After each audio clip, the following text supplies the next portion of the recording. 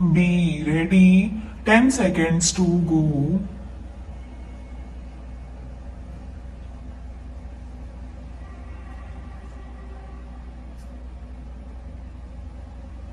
Start. Sir, with regard to this banking laws, there is much to be said. After the nationalization of banks, several issues have cropped up.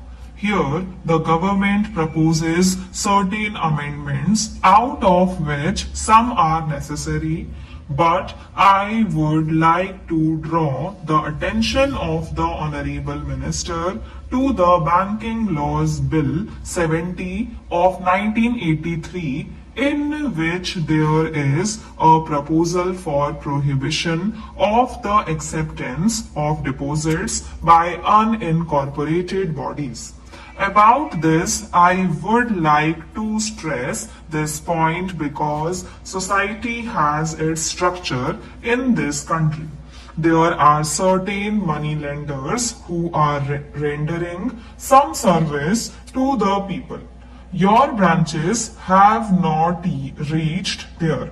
That entire structure or infrastructure, whatever you name it, is not there. Because of that, Saraf associations have made representation to the government on the way in which you are stopping this thing. If we say you can collect deposits from 10 people only, then this entire thing will come to the standstill. Your other amendments I support. But as far as this thing is concerned, I would like the government to think. The basic objective, which is difficult to understand and much less to appreciate, of this underlying objective behind the introduction of the bill, and more particularly the amendment mentioned above, which is likely to have a far-reaching effect on various sectors of the economy. If the government is determined to protect and promote the interest of the depositors or root out malpractices on the part of certain elements in the informal credit market, then there are various ways and means by which these aims could be achieved. It is apprehended that such a drastic measure will result in squeezing the source of credit in the informal credit market, which will not only paralyze the normal course of conduct of business in the urban and rural areas, but also provide wide scope for unhealthy and undesirable practice, a situation which can hardly be viewed with calm.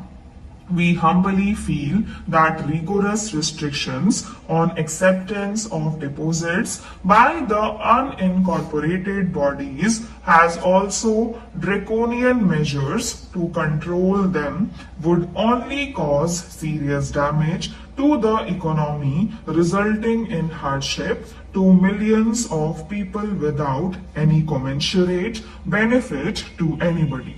Now, sir, this is the representation that they have made. Since all the branches of our nationalized banks have not reached the rural areas, in the far-flung areas, what would happen to those people? Sir, having stated this, these people had approached me in Bombay. Then, sir, all the shroff associations are already agitated over it. Now I have got a memorandum which I think has been submitted to the government also. It is Gujarat Staff Shroff Association. Likewise, that agitation has spread everywhere, and there is an apprehension that if the government goes on with this provision, then the entire transactions which are being carried on smoothly at places where no banking facility is available will come to a stop and stand still, and the rural people and the lower middle class people will be very much affected. Now they have stated the reason why it is an unjustified move and what is the magnitude of the problem. There are certain implications on vital sectors. The move will be an obstruction to informal credit structure. It will be a death blow to distributive trade. It will have a detrimental effect on rural sector.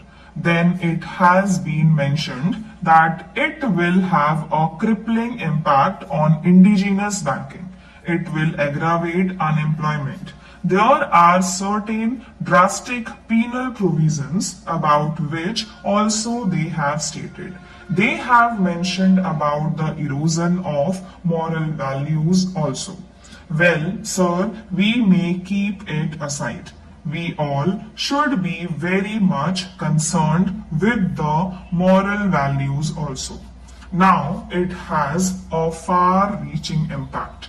They have stated all this in their memorandum.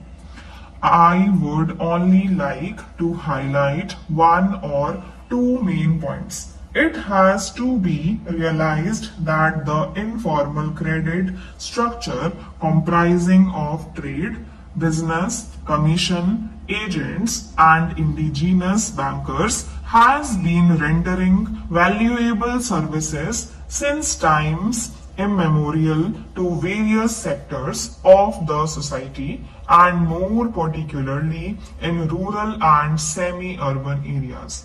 What is more, they occupied a place of pride due to personalized service to both clients and depositors, coupled with high efficiency and prompt service at low overhead cost. Even though greater percentage of information credit structure is unsecured vis-a-vis the bank credit, which is mostly secured, the default is very low. Despite substantial expansion of the bank branches, not only of the nationalized banks but also the national rural banks and the cooperative banks, the informal credit market continues to serve the increasing needs of the internal trade, industry and commerce of the country, which highlight its viability and indispensability. Even in developed countries like USA, informal and non-banking commercial credit markets operate without being subjected to close customary and legal regulation characteristic of commercial banking and its variants. In such circumstances, instead of destroying such informal credit structure, it would be quite useful to revitalize and reinvigorate it. Stop